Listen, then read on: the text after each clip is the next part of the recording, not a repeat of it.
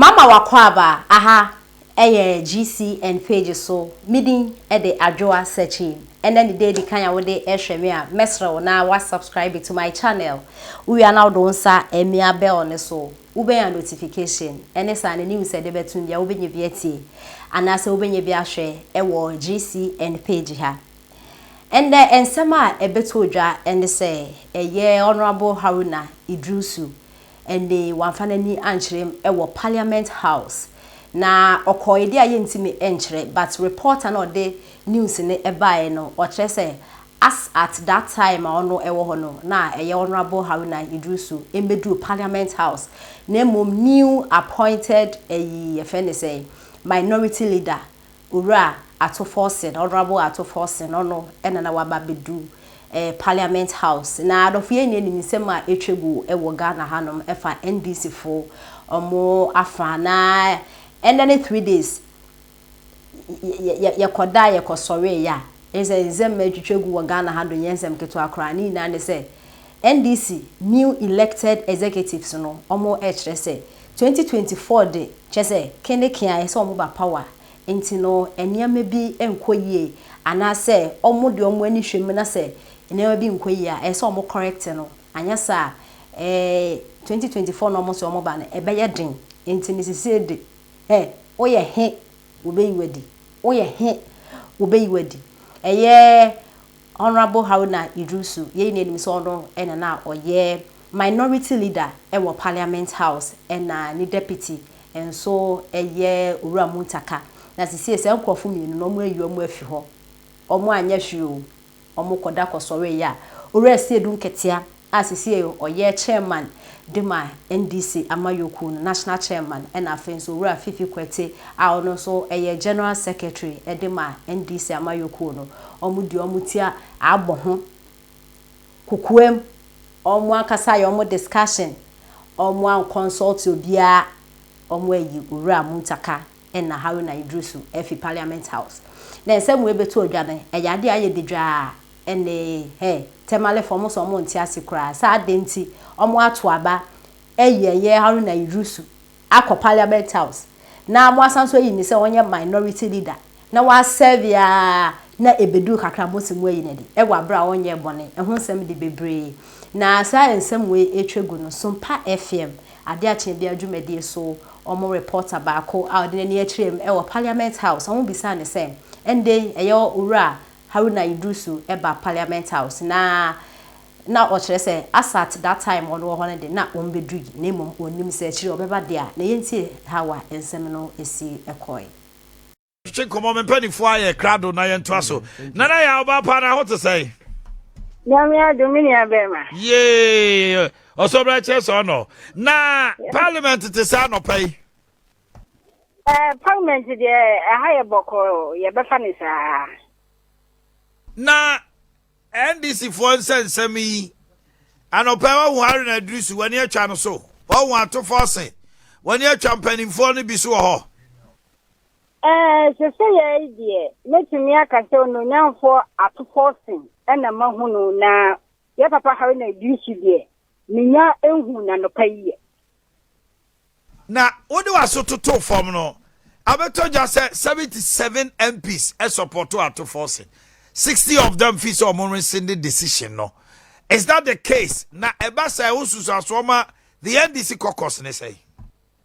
Me ma menda wase say ebra party executives edit new leadership ba ye nkofo bebre na acho mo adwen. So far 16 members caucus almost say one ne party executives nya adwen. Fabriwe mu omo beti some leadership di ama wo ye mpo womo ni womo anu nkomo ansusu hu antoato adwen na womo fiti prekope edisa jumadie ebaye womo de trese enkasa jumadie womo ntwinsinsan na old leadership leaded by Honorable Haruna Iddrisu onto ani jumadie su ko 68 parliament ebeko na wieye party mpanifo se ohu womo mumra bia so ye so womo consult mo kokoto na nsa no mo power leadership edi amam na niminia ni kakra mu na no pay new leadership lead by Honorable Ato Forson. Aha. President no can say or no minority leader. A demand this a man kono or my Nasebega fee. What friends and drop on Shiamudie. Na Nikasamuno. I didn't me and son Atuja. Dear Dick kind or say what the part in California say. What did the name Omanyan when you move? Nane Liliana Makana, who normally said the back a stay the mano. Or shepherd in California or my gun a bonina say. Modiana Modia show was son or Mobayan ye or my gun at Yimu, Abua, am my gunner. Ye punto at me a conkain. Ye toss me no or sing the abbey. Passing falling in our Bian Kana command son yam, especially with the cocosono. And yaba, or Moyani share ye. And Nuntino, the Australian and nay woman in our common home. Woman from one no yam no Mudidian Namet tiny executive Nachi, no Mutiminia Juma, and from a partner, and no mine Ghana. Nothing more cat to us from the answer, and it said, one more shiny moon. Say, my Felina now the Danko Kufuado. And you money you are very shuffle. You ministers, you know, one more dozen.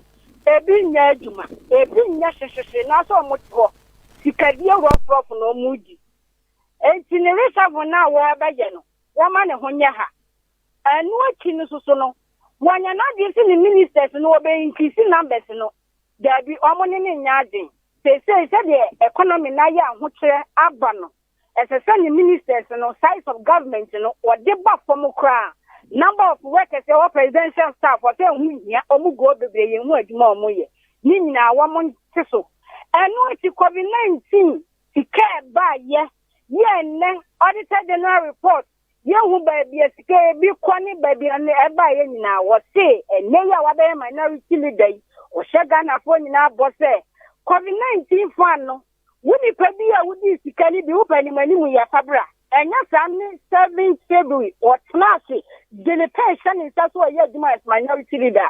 And your COVID-19 can more with you who better papa.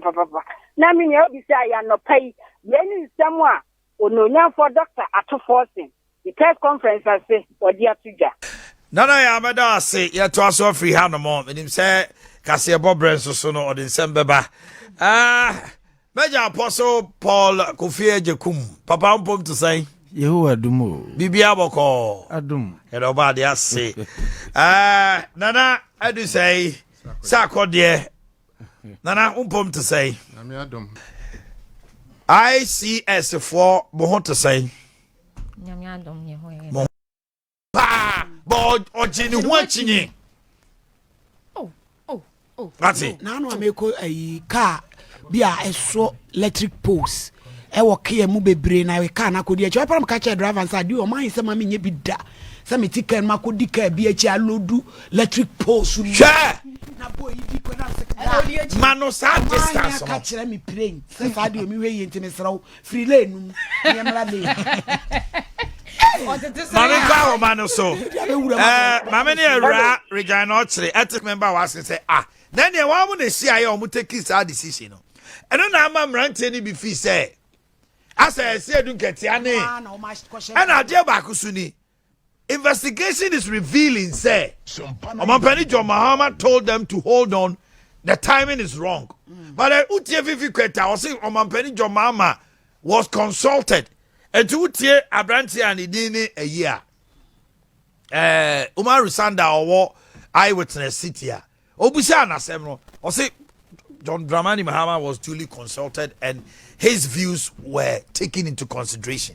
But the Bimufi said they have not been fair to the former president. But my mini ambassador, His Excellency Nana Ohina Jekum Chichen Komo. Nana Wadaoma, Wonana and I will